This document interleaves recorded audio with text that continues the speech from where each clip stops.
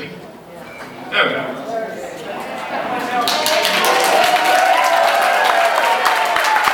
at that man go. Alright, well, I guess I don't make the most convincing cowboy in the world, but at least I got my hat. I'm going to be reading a poem by my dad, Eric Ode. It is called The Great Chili Cook-Off. At the Great Chili Cook-Off of Tenderfoot Valley, the whole town was gathered, each Tom, Dick, and Sally, to see who would win and be given the crown of Chili Bean Princess of Tenderfoot Town. Now Millicent Milkweed was graceful and stunning, and she'd been the winner for 7 years running. She stood near her kettle with beauty and style, and waved to the crowd with a confident smile. The other contestants expected the worst, that Millicent's chili would surely be first. The best they could hope for, as far as they reckoned, was coming in third, or perhaps even second. A sweet, spicy smell filled the fall afternoon, as bravely they waited with kettle and spoon. Then in walked a lady, quite new to the town, with sun-speckled freckles of cinnamon brown. She carried a kettle that gurgled and bubbled, and sheepishly grinned, looking timid and troubled. Her hair, like a bison's, was woolly and shaggy. Her apron was rumpled, her bonnet was baggy. She set down her kettle on top of the table and brushed from her fingers the dirt from her stable.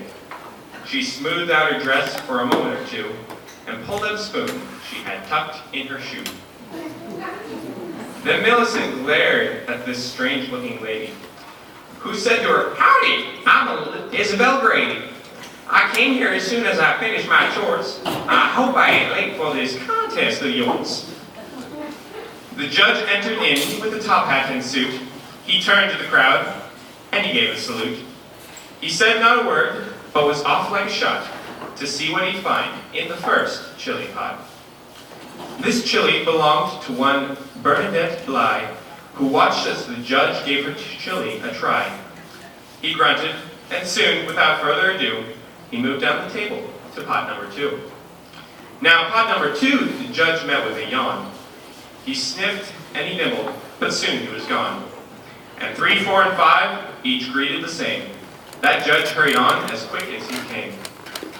But pot number 6, that was Millicent's chili. She smiled at the judge, and he winked back at Millie. He said as he tasted, "Well, Millicent dear, that's pretty good chili you cooked up this year." "But still," said the judge, "there's no need to be hasty. There's one kettle left, and it smells rather tasty." He lowered a spoon into Isabel's pot, and said to her, "Now then, let's see what you got." The judge took a bite, and he blinked, and he shivered. His mouth, it dropped open, his mustache, it quivered, and long whiffs of steam drifted up from his nose, while billows of smoke left his fingers and toes. And then, before anyone there was the wiser, he flew through the air as if shot from a geyser. But Isabel heard as he vanished from sight. Now, that pot of chili was just about right.